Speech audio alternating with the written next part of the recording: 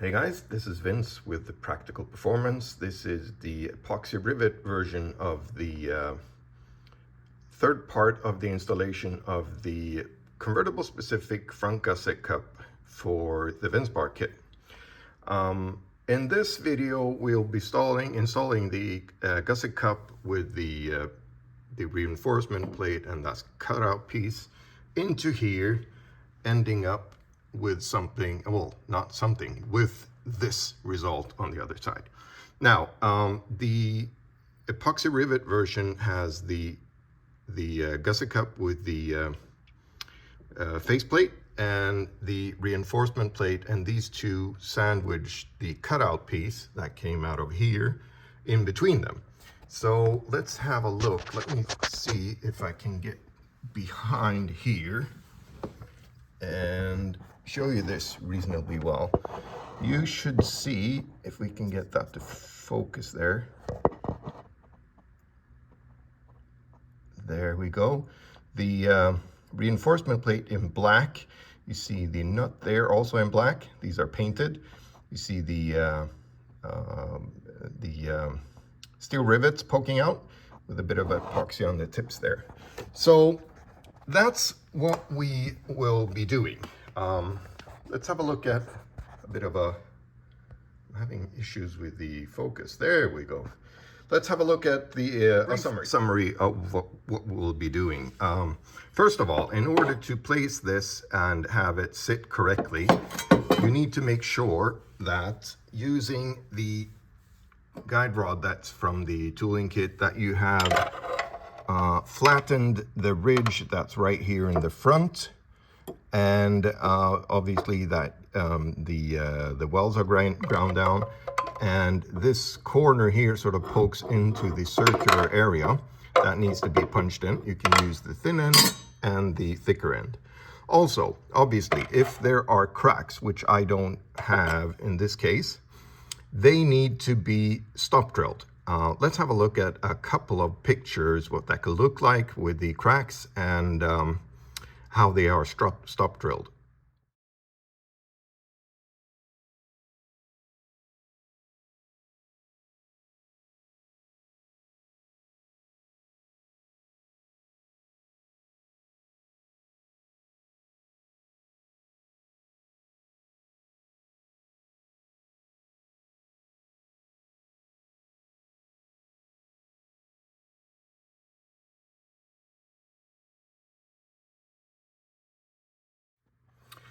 Having prepped the bottom surface here to make the bottom surface of the gusset cup sit flush, we also need to remove the nut in order to put it in there and have it sandwiched in between the faceplate and the reinforcement plate. Once that's done, we will be placing the gusset cup, sandwiching in with these, making sure everything is lined up correctly. And then we will be forming this piece here. We'll be punching it in to have it follow the form like we can see here of the chassis, of the bulkhead, I should say. Once that's done, we will be drilling all the rivet holes, and there will be holes through this as well. The blue dots here are from when I was developing the kit. That's a different, a separate video series. And once that's done, we will remove this again. I will paint the tube and the backside of the reinforcement plate black, as we saw there, just to prevent any rust in the future. And while that paint is drying, we will be surface prepping this and the bottom surface. And after that, it's actually time to do the epoxy, the final installation with the epoxy and all the rivets. So let's get to removing the weld-on nut. I will be using my Dremel with a cutting disc to remove as much as possible of the welds, and then I will break it loose, break the nut loose using a 14mm wrench. I'll be repositioning this so it's sort of standing up and break it loose, and then finally grind it flush. So What I've done here is I gently fixed it in the vise. No need to go crazy. You don't want to bend these. You want them to look OEM. And I'll start by cutting with the drum. So I've been doing some cutting here, and I realized that I've incorrectly been referring to these as welds. They're not sort of ordinary welds. This is a specific nut that is clamped on. It has those corners, and it's clamped on, and it's welded almost like a spot weld, if you will. So there's no MIG welds or anything like that. So as we're cutting it loose, we want to cut into the nut. Keep flush to this surface here. We remove material from the nut and not this surface here. I've done that. I'm not sure if it's enough. You may need to do this a couple of times. So I'll go off and reposition this and see if I can break it loose with a wrench. In my specific, so we want to hold this like really tight, breaking this loose. So, and I don't want to ruin the flanges. I want the factory look once it's installed. So in my vise, I've added a small piece of flat iron here. And I sort of tighten this really hard. Now it should be fixated, and we'll try to break this loose. And there you go. It was cut enough. So there we go. Now we're just gonna sort of make sure that surface is there's no high spots. I ground off the high spots. I can see that I did cut a little bit into the cutout piece. That's not a big issue because we will be adding metal and epoxy. Just be careful, you don't want to go crazy there. This is also a good time to make sure that the underside here, so this piece sits like that in the car. You want to make sure there's no high spots here left from the welds that we previously cut. Now let's go and because it won't be sitting correctly if you don't make sure that that surface is flush. So anyway, let's go test. Now that the weld nut is cut off, we can clearly see how the reinforcement piece sits on the back side and how the nut on the reinforcement piece replaces the weld nut that we cut off. And again, this goes on the back side like this. And when we clamp this together, we'll be using this M6 hole there, threaded with a nut on the back side. There's this M8 hole here, and we'll be using, so this is the hardware I'll be using, and I'll be using a screw and a nut through one of these holes here to just sort of clamp it all together in order, and the wheel bolt with the large washer, which is part of the kit. Once all that's done, when we have it lined up, everything looks good, we're going to be punching this in, and then we're going to go off and drill the hole. Off camera, I placed the cutout piece, the reinforcement piece. I sort of snugly put this together, finger tight pretty much. We have the wheel bolt there. The wheel bolt is obviously temporary, which this is as well. I lined everything up and then I tightened it, and here it sits pretty well. Lines up very nicely. The next step will be to form this against the I used my trusted sledgehammer, sort of tap that, and also the guide rod. You can see there is a little bit of flex because this sort of bounces back. That's okay because the steel rivets, the clamping force is really good, so it will be pulled back. So now on to the drilling the holes using the 3.25 millimeter drill bit. I'm sorry, that is part of the tooling kit. So I'll drill through all of these and I'll check back. I drilled through all the holes into the bulkhead and through into the you can see there my fingers. Oh, sorry. So you can see I'm all the way through there in the reinforcement plate. Oh yeah, I want to mention this as well. So this hole here, you will be drilling through the bulkhead as well as the actual tube in order to fit the steel rivet, and that's really nice because it's going to be clamping everything together.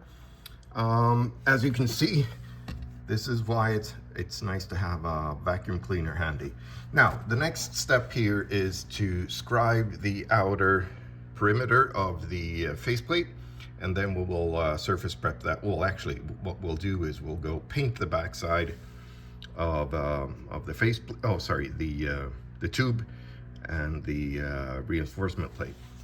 There we go. The holes are drilled and the outline described, and we can now see how there are rivet holes not only here but also in the obviously in the cutout piece as well as in the reinforcement piece. So again, we'll be painting the tube and the backside of the reinforcement plate.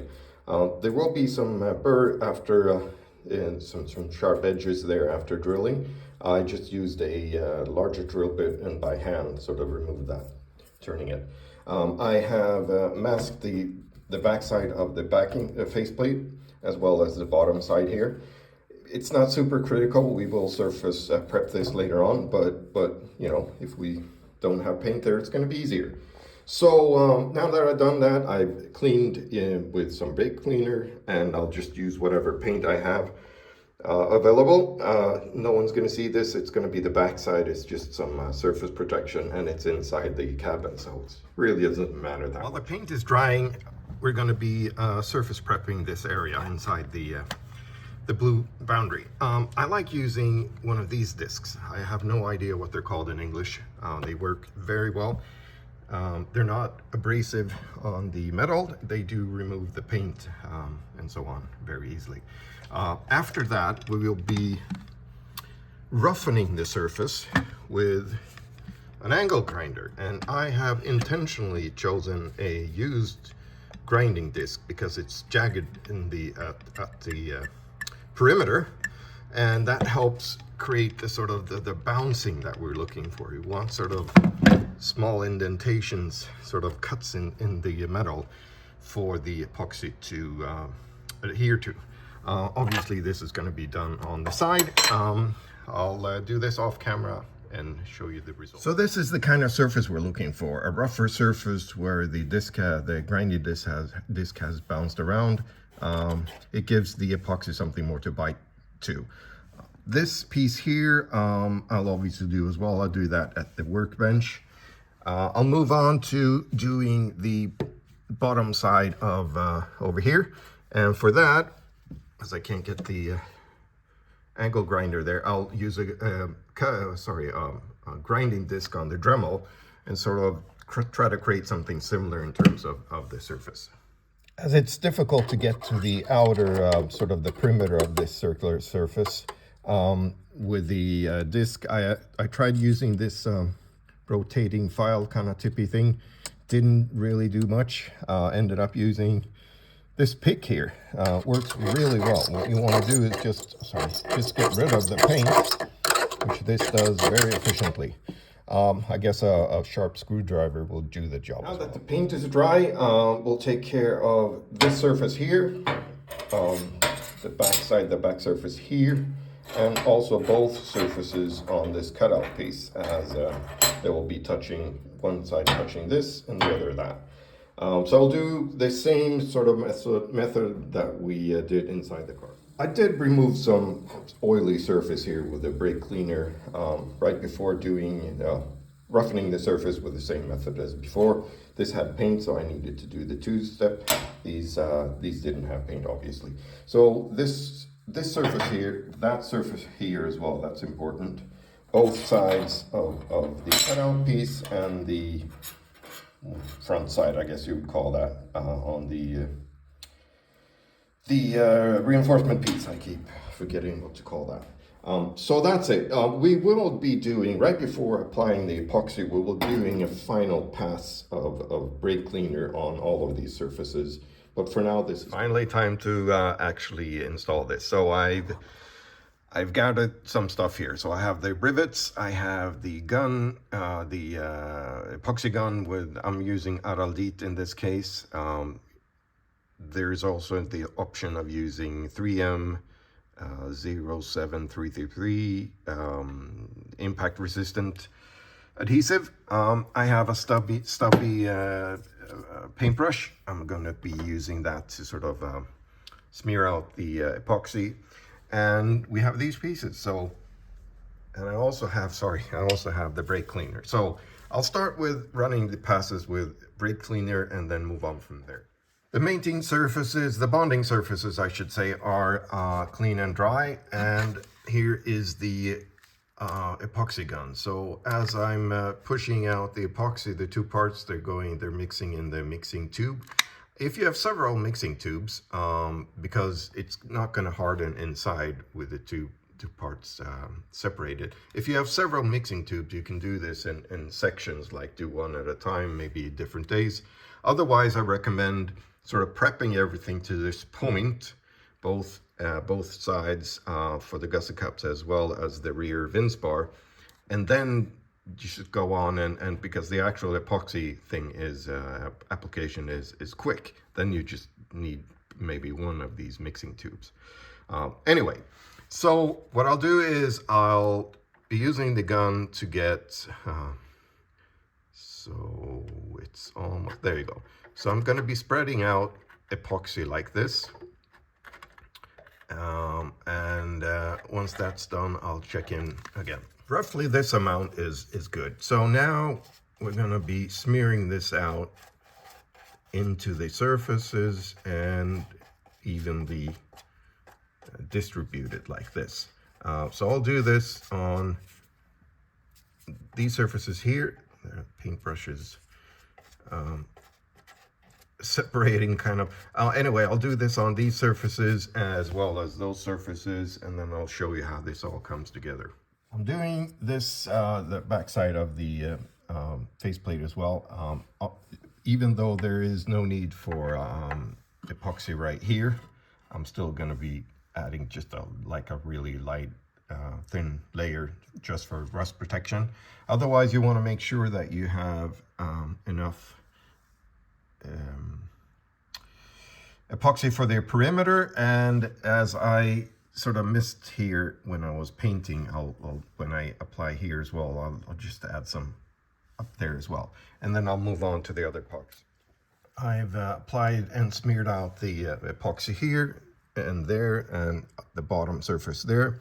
Now that that's done, I'll put it into place, sort of just sitting there, and move on with the other. I put these pieces together as a unit. It's all prepped with the epoxy, and it's kind of difficult to get the epoxy in on the inside here. I'll be adding a little bit of extra epoxy on this side here, and then placing the unit and clamping. All the pieces are in place, and I started guiding them into their correct position using the rivets like this. The next step will be adding the screws. The screws are tightened. I sort of did this in a sequence, making sure it was in the right position with some of the rivets there.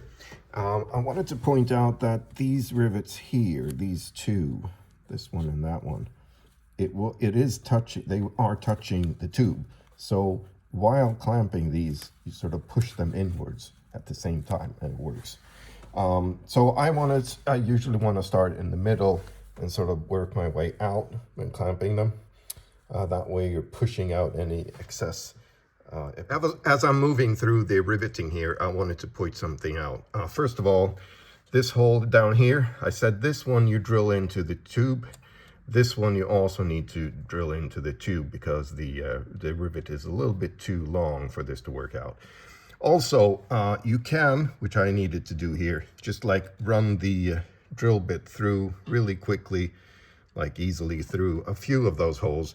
The fitment is really tight with the rivets, so even the smallest deviation will make it difficult to get them through. So now it's really easy to pop these in again like that. So I'll move on and clamp the last of them.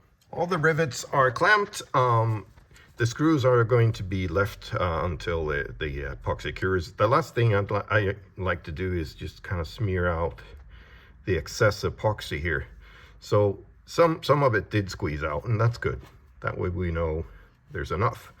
So I'll just want to make this a little bit prettier like this, and also fill any gaps that are around here. So that, my friends, conclude part 3, the epoxy rivet version of the part 3 installation. What's up after this is painting. So I will be applying a primer that is very close to the color that is under this overspray here. So I'll apply this to the faceplate, and then I'll sort of do an overspray kind of thing to make it look as you know, as much as I can match this the surrounding surfaces. So that was part 3. The gusset cup is installed. I will let this cure overnight, and then I'll remove the screws and move on to paint.